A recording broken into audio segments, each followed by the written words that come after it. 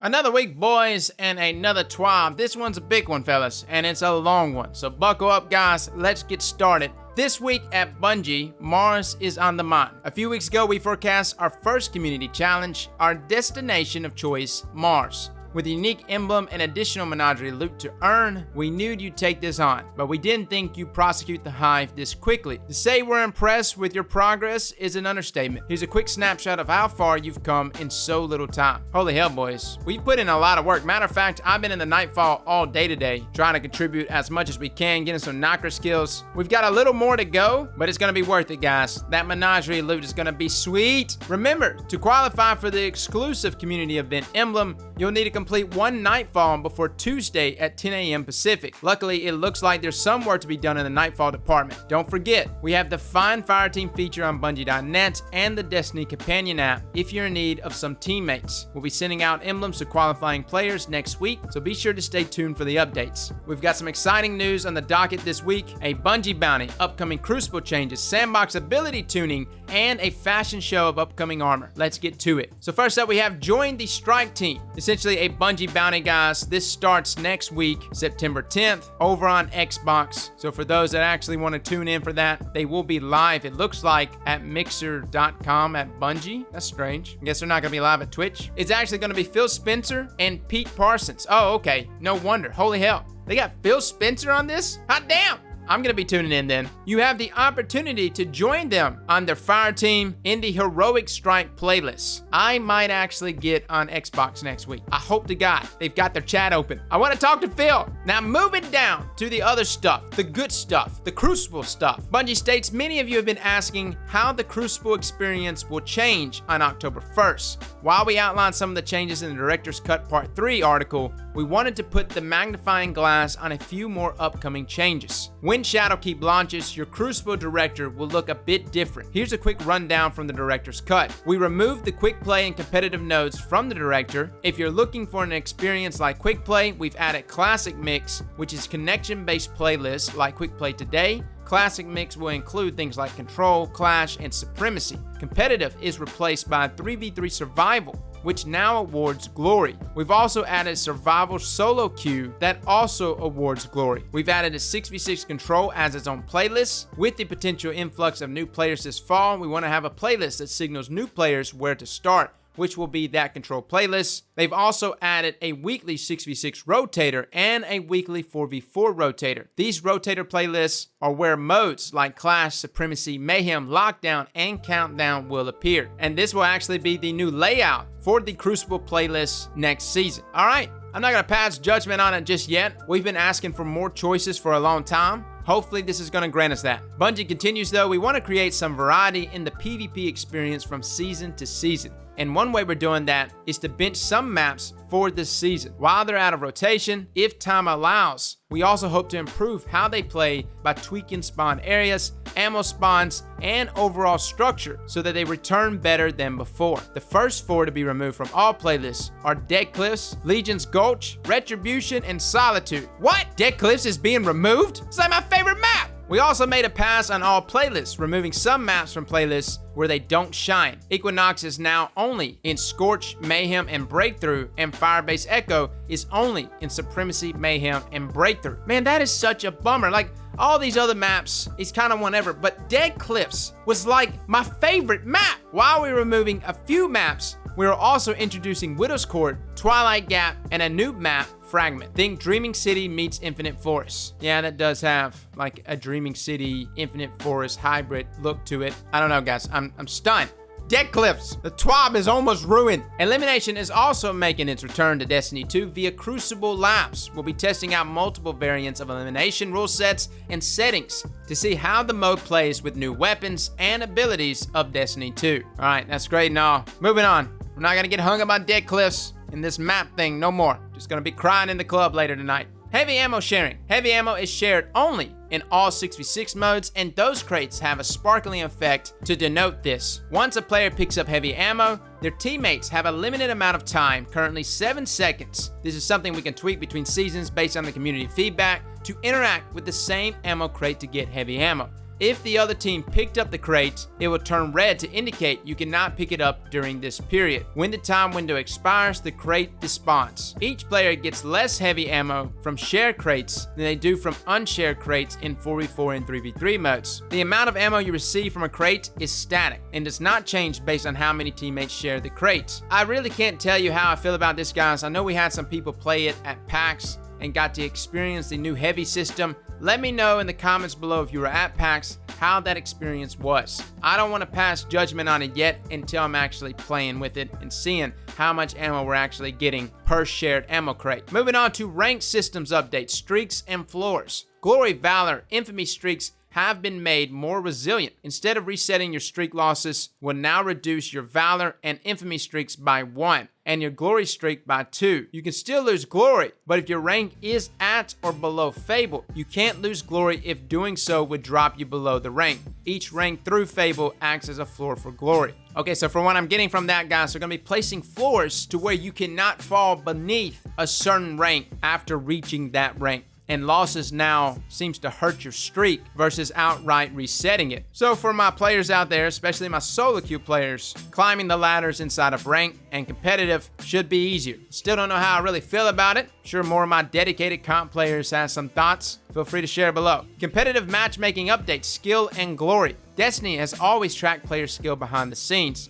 taking into account things like kills, damage dealt, and so forth. These factors all contribute to a player's skill rating. In Season 8, we've mapped skill ratings to glory ranks, with the lowest end of the scale mapping to Guardian 1 and the high end mapping to Legend. Most players are somewhere between these extremes. As you play in the survival playlist, the glory system will accelerate you to the rank that corresponds to your skill rating. If your current rank is below where your skill rating says you should be, you'll earn extra glory based on the criteria above so you can get to your expected rank faster and lose less glory, so you don't fall further away. Once you reach your expected rank, glory gains and losses will normalize. Meanwhile, your skill rating is continually adjusting based on your performance, shifting the system's understanding of your expected rank and causing the glory system to respond by pulling you toward that rank.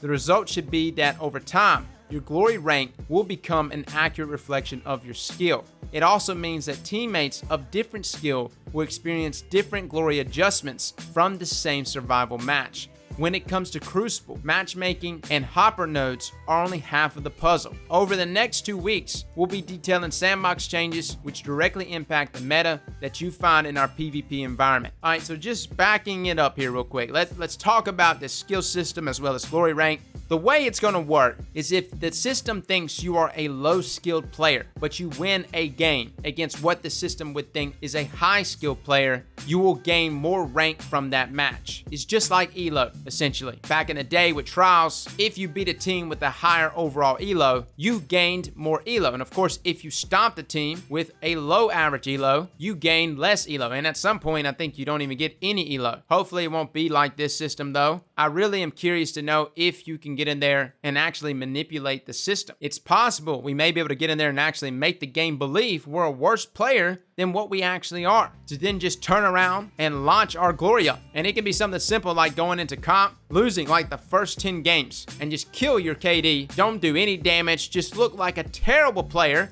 and then after that, just cut the throttle on and boom, you get like fabled in, I don't know, 2 matches. Obviously, this is a little exaggerated, but you get where I'm coming from. It may be possible to manipulate this. On top of that, recoveries, I am very curious to know how that system's gonna work. As when we run into those recovery teams that are very high skilled players, we'll run into a situation though, where the game can take, almost 20 minutes long, but we get no rank points because the game thinks they're crappy players. It'll need to be a system that reacts immediately though, which can be a double-edged sword. That skill profile that Bungie's talking about will need to be a game-by-game basis, and it'll need to be a profiling system that will need to be adaptable to account for this kind of stuff. Hopefully that is the case. Moving on, Shadowkeep Sandbox update abilities. Oh man, been waiting on this one, boys. As Destiny 2 continues to evolve with upcoming release of Shadowkeep, many of the tools in your Space Magic toolbox are receiving a tuning pass. This week, we'll be focusing on subclass changes, as the list is fairly hefty. Below, we've paired a developer commentary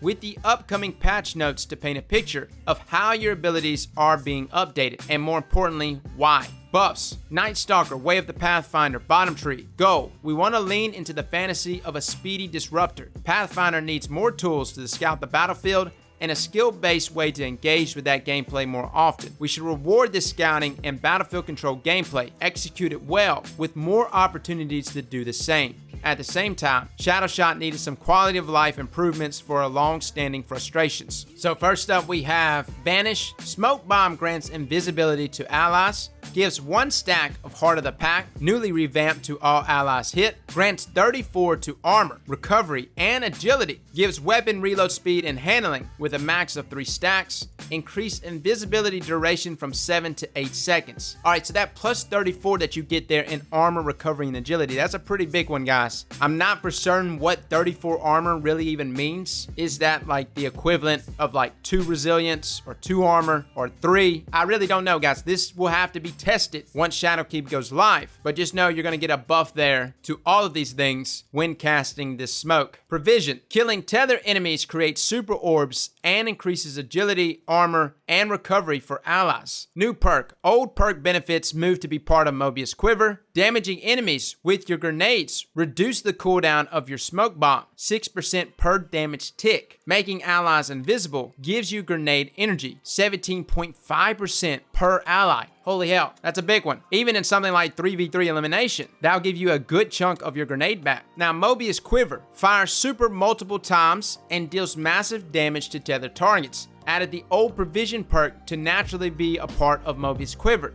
Killing tethered enemies creates super orbs and grants stack of Heart of the Pack for allies. Expanded the range of Heart of the Pack from 20 to now 30 meters. So bottom tree is getting a nice buff across the board, guys, for its neutral game as well as its super. Now the Shadowshot super top and bottom path, damage increase from 150 to 250, which will now allow it to one-shot kill in PvP. Hallelujah! And improved tether accuracy near obstacles. Suppresses on hit is more consistent. Oh my god, how many times have we said that? Suppress on hit. That same statement has been said so many times. Again, if you were at PAX this past week, let us know how Shadowshot played. Did it actually suppress directly on hit? Alright, moving on to our Titan class. Sentinel, Code of the Protector, top tree.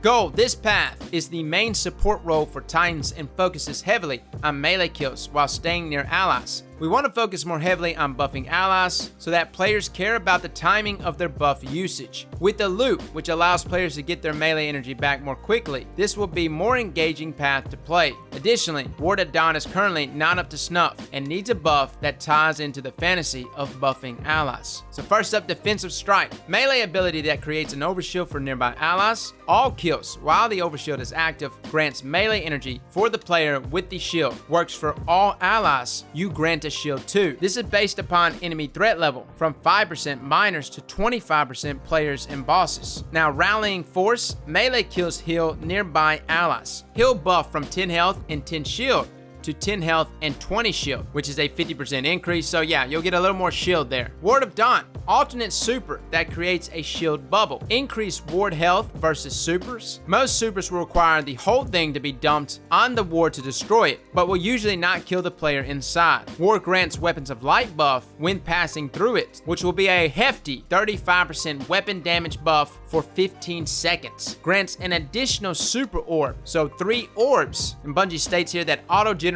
orbs now grant the same amount of super energy as regular super orbs. Previously, the orbs gave less super energy on par with Masterwork orbs. I didn't even know that. Okay, so they're actually going to give you the appropriate amount of super energy. Okay, guys, lots of good stuff in that column. Again, buff in the neutral game, weapons of light is a huge one. That alone is going to substantially increase the value of Titans, especially for PvE. Now, moving on to Sentinel, Code of the Aggressor, which is bottom tree. Shield Bash, shoulder charge that disorients nearby enemies. Now suppresses the target hit, and enemies within 2 meters have to be basically right next to them. Main thing to take away from that one, guys, suppresses the target on hit. So another way to suppress supers, possibly, is what I'm getting from that, which is excellent. Voidwalker, Attunement of Hunger, which is bottom tree. Vortex, Nova Bomb leaves behind a damaging AoE pool. Initial explosion damage has been increased by 15%. Lingering damage increased by 15%. Dawnblade, Attunement of Grace, Well of Radiance, alternate supers that create a healing buffing field for allies, grants an additional super orb for a total of 3, and again, the same as Bubble Titan, our orbs should generate the appropriate amount of super energy, which is all that the buff right here is, guys. There's nothing special about it. It's still Well of Radiance. Nerfs, oh boy, okay, we've got some nerfs in front of us. Night Stalker, Way of the Trapper, which is top tree. Shadow Shot, fires an arrow that damages enemies and debuffs enemies nearby. Damage sharing for Night Stalker players, specifically reduced from 100% to 50%. Now, all ally players have a 50% damage sharing on the tether. So it's not going to allow us to do 100% more damage. Instead, it's going to be 50%. That's pretty substantial, guys. I don't know. Somebody let me know. My tether mains out there, let me know. How big of a deal is this? Night Stalker, Way of the Wraith, Middle Tree, Flawless Execution. Headshot kills while crouch. Grant invisibility in True Sight. True Sight now lasts 3 seconds, down from 9. Holy hell. Oh my God. Yeah, that's a hell of a reduction, boys. Kind of feel bad for you. Shattering Strike. After performing a flawless execution, your melee attacks have a longer lunge range and weaken enemies. Advanced warning. When we made the change to flawless execution, this also unintentionally nerfed this ability to only last 3 seconds. It was directly tied to the True Sight. We have prepared a fix for the 4.6.1 patch to restore the weaken and lunge range increase to last the entire 9 seconds, regardless of True Sight and invisibility status. So got Shattering Strike there found on Middle Tree Hunter or Night Stalker, essentially allowed you to weaken your enemies after first proccing Flawless Execution and then landing a melee attack. Unfortunately, this was unintentionally nerfed. Hopefully 4.6.1, whenever that patch is, comes out soon. So yeah, kind of feel bad for my hunters out there. Everyone, moment of silence. Moving on though. Instant reloading. Gold. In the beginning, Lunafactions and Rally Barricade did exist, but they were clunky to use. They still had dramatic impact on gameplay, even in that state. But eventually we decided to make their effects easier to handle. The problem they introduced always existed in the game, but over time, these have become magnified due to new abilities, perks, weapons introduced into Destiny 2 Sandbox. The impact of something that takes all the reloading out of the equation means that other perks or effects, like the Hunter's Marksman's Dodge or the Seal Ahamkar's Grasp, can simply fall to the wayside. Even swords take a hit in comparison, being one of the few weapons that naturally never need to reload. Reloading is one of those mechanics that are simple, but have a wide-ranging consequences. Because the effect on gameplay of removing reloading is inversely proportional to the size of your weapon's magazine and how slow your general reload animations are, weapons like rocket launchers and shotguns can benefit greatly compared to other weapons. This, alongside the increase in general access to damage bonus effects like Well of Radiance, left us with the decision to remove this effect from these two sources, as they were causing things to quickly snowball out of control. So first up on the chopping block here, Titan Rally Barricades. This ability now provides a large increase to reload speed for the duration of the effect. This ability no longer automatically reloads your weapons from reserves. Warlock's Rift and Well of Radiance, Lunafaction Boots now provide a large increase to reload speed for the duration of Well of Radiance. This exotic no longer automatically reloads your weapons from reserves. Well, alrighty then. We knew this was coming. It was kind of already leaked at PAX. This changes up so many things. Like when you take something like Mountaintop, that one's no longer meta. By the time you shoot, reload, shoot again, this really drags out the damage per second. And depending on how fast that reload speed is, there's still gonna be a pause there, even if it's super fast. But other perks, things like Field Prep, that already increases reload speed when crouched, that one's gonna be a must-have perk, especially on grenade launchers. Or even something like auto-loading holster, when you're swapping back and forth to weapons and dealing damage between all of them. Again, this is gonna increase the value for a lot of things. I don't know. My dedicated PvE players, let me know what you think about this. This is a major change for sure, and I'm not downing it. I wish we could talk about it in more depth today, but we've got a lot to cover here. Moving on to super energy regeneration. Goal. These changes will reduce the speed with which players are able to earn their super, which support difficulty and reduces the current ability to trivialize certain content through excessively chaining supers. Systematically, we want to reduce base sources of supers on a large macro scale without diminishing the feeling that your actions are gaining you a worthwhile energy boost. By reducing the speed at which you gain super, we can make mods and perks feel more worthwhile. We still wanted to feel like you can make meaningful progress not only through normal play, but by augmenting your super energy through teamwork, class choices, gear, and skillful play. Alright, so the new energy granted by super orbs. Super orbs, 7.143% is what it grants of your super, which is a 50% reduction. Pretty substantial there. Holy hell. Masterwork orbs, 2.5%, which is also a 50% reduction. Kills across the board got a 25% reduction here. So 0.6 from minors, 0.96 from elites, mini bosses 1.8%, bosses 3%, players 3%, okay? A 25% reduction. I don't know why they just didn't leave that one alone, because I mean, you're earning kills. I guess they're trying to put more value in our gear over everything else, but still, kills should always be the #1 thing rewarding you with super energy. Assists, 25% reduction as well, minors 0.3, elites 0.48, mini 0.9, bosses 1.5, and players 1.5. All right, again, we knew this was coming. Hell, they said it like early in the summer. Moving on though to damage multipliers. Goal. At Destiny 2 launch, damage buffs were fairly sparse. There was an empowering rift for a small increase, and you can combine it with a weakening effect such as Hammer Strike, but very little else. As time has gone on, we introduced Well of Radiance, Weapons of Light, Guiding Flame, Frontal Assault, etc. And combining these effects has resulted in player damage output far beyond what was previously available. Even with just a small amount of them, a player can go from doing 1 times damage to 3 times and beyond, causing there to be an extremely large gap between standard play outputs and theoretical outputs. Yeah, I know, but man, was it fun? Come on! Hitting 1,000,000 damage with 1 melee, it just felt right. By preventing the larger effects from stacking, we are able to keep each of them around without having to do something in response, like raising boss health to compensate for these tactics, as well as create more of them. As an example,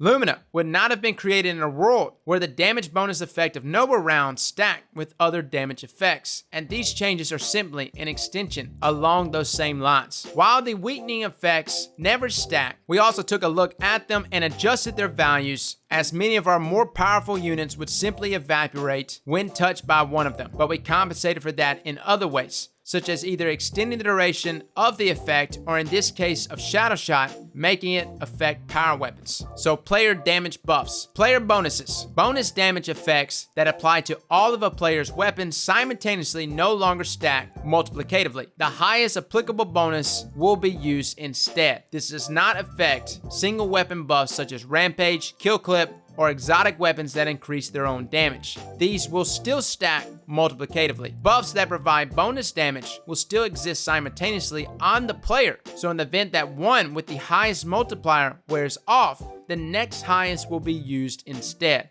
This change affects the following weapons, abilities: Empowering Rift, Frontal Assault, Guiding Flame, Sun Warrior, Inertia Override, Well of Radiance, Lumina, Noble Rounds, and Weapons of Light. Okay, we knew about this, guys. Essentially, it's going to be additive, right? Or cumulative, right? That the term is not going to be multiplied, which sucks, because that's how we get crazy numbers. Instead, it's just going to be like preschool, and you just add them together like barbarians. Notable exceptions: Vengeance, One Eye Mass. That's kind of random. I guess that means One Eye Mass will not stack with those buffs. All right, not that many people are actually using that inside of PvE, I don't believe. Frontal Assault though, bonus damage is now 20%. Previously, it was 25%. Sun Warrior, bonus damage now 20%. Previously, 25%. Well of Radiance, bonus damage now 25%. Previously, 35%. Weapons of Light, bonus damage is 35%, previously 25%. Well, obviously, everyone's just gonna use Weapons of Light. Titans, baby, we're back, but sucks at the same time because everything else got hurt. Damn it! Enemy debuffs, weaken, Shadow Shot, incoming PvE damage is now 30%, previously 35%. Incoming PvP damage is now 50%,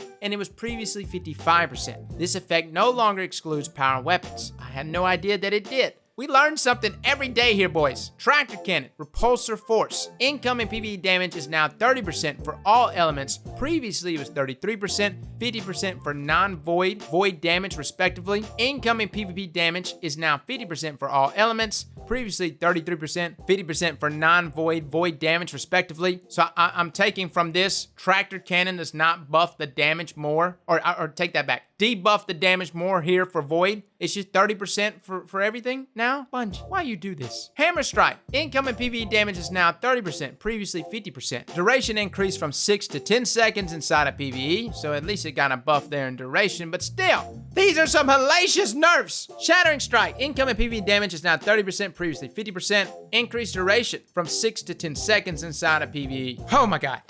I don't even know, man. Like going into shock right now. We're gonna have to digest this and talk about this more. I am not pleased by any of this. Reduce super damage resistance. This is something that they've been talking about now for months, guys. Supers are essentially gonna be easier to kill. Bungie states right here, the goal since the launch of Destiny 2, we have slowly introduced buffs to supers, especially roaming supers. While we believe supers should be powerful, they should not be mindless. We want supers to be more risky in both PvE and PvP. We want players to think about positioning and timing more. Not so long ago, we experimented with Spectral Blades by lowering the damage resistance substantially. These changes were generally well received and improved the experience of the super for both the person running it and the person who is running from it. In PvE, players shouldn't feel like their supers make them invulnerable, and casting one should call for situational strategic thinking. In PvP, players need to feel like they can challenge a super and that with skillful play, there's a chance they can beat it. Super damage resistance removed from Masterwork armor. Wow, okay then. Well, I guess you don't have to waste cores anymore, boys. Inherent super damage resistance, lower by category, see below. So lower 54 to 49%, Nova Fission, Thunder Crash, Blade Barrage,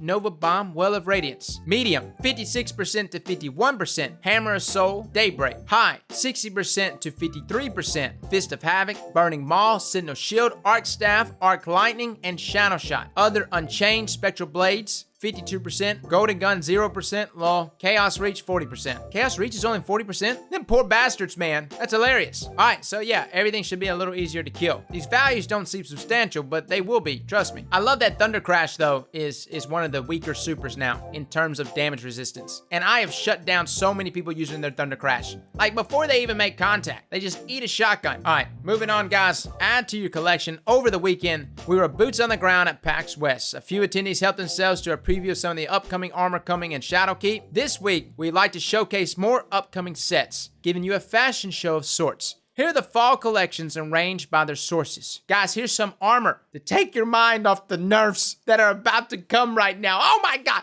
You can't sway me like this, Bungie. That actually looks dope right there. I like that set. All right, let's get back to the set. The first set is the Dreambane armor set. This is like old school. We just first made it to the moon for the first time. A microwave was just invented. Okay, Garden of Salvation. This is the Raid armor set. The one that everybody was freaking out about because it's like rehash old Eververse armor. It's got some glow on it. Substitutional armor sets, which is acquired from seasonal activities, free season rank rewards, and premium season rewards. All right, looks like some Vex armor with a little bit of grass on it. Ah, baby. The Phenotype Plasticity Universal Ornament set, acquired from the premium season rank rewards. Oh, like just stepping straight out of Star Wars right here. And it's the premium. I told you some of the best armor sets is gonna be in that season pass. What did I say, chat? All right, moving on. Iron Will armor set. Oh wow, we're looking at the armor that's gonna be an Iron Banner next season. Yeah, it looks pretty dope. For once, a Titan looks like a person. Normal size looking shoulder pads. Thank God. Moving on to the Empyrean Cartography Universal Ornament set. Oh my lord, this is from Eververse.